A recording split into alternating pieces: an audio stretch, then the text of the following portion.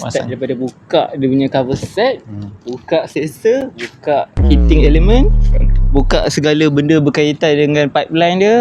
Lepas tu baru kita pasang satu-satu.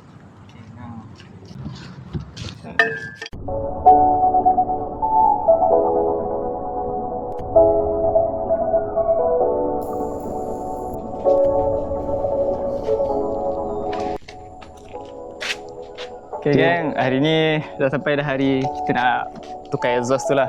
Okay, barang pun dah ada, tools dah ada, motor je pun dah ada. So boleh dah start.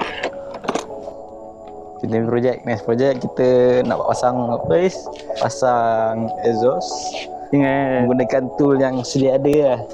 Rasa tak? Kurang rahmah sikit lah. Kita guna bersyukur kan. Sebab dengan apa yang ada. Hari ni yang ada aku, Kalis sebagai punya komponen dan juga kita punya Akbar. Okay, Kalis. Yo.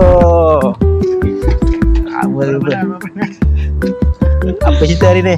Penting kali ni. Hari ni kita ada projek panas punya.